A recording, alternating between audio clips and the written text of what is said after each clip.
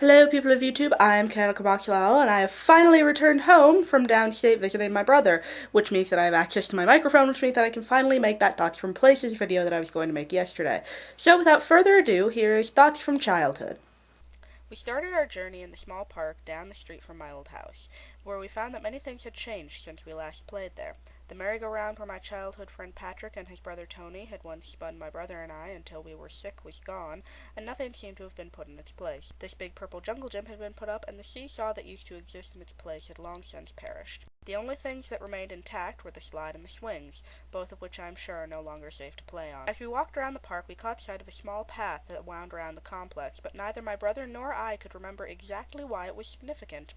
We decided to walk around the path anyway, hoping it would spark some memories. We did not find what we were looking for, but we did find some interesting looking berries that we couldn't identify. After the park, we headed up to my old house, which had now been repainted since I've moved away.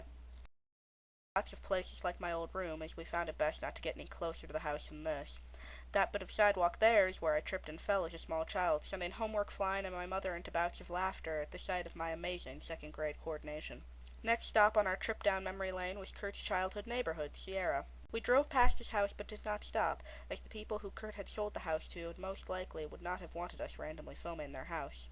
We also drove by the hill Kurt, Amy, and I trekked up one Halloween, because the houses on that hill always gave away full-size candy bars.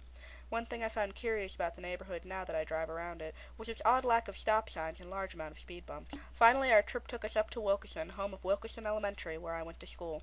A lot of things have changed since the last time any of us were here. The track that my friend Patrick and I used to walk down every day at recess has since overgrown, and only one straight path of gravel was left for the three of us to skip down. The playground was more or less the same, but a new purple jungle gym had replaced the older set that was once there. The front grounds were also similar, and as we passed them I was reminded of field day, where I nearly broke my tailbone falling off a bouncy ball. This American flag was also still standing, though none of us could tell exactly which of the hands were ours.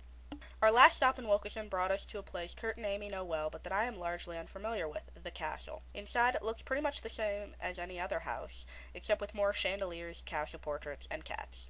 Going back down these places after 6 years of absence was an odd feeling indeed. It felt like I was a ghost, haunting places that were familiar, but at the same time completely different. I often wonder how different my life would have been had I not moved away from here, and how moving away has affected me as a person. Looking back on it, though, I think I did have a really nice childhood, and I can only hope for an equally good adulthood. Also, here's a sheep. And here's Kurt on a sheep. Have a lovely day.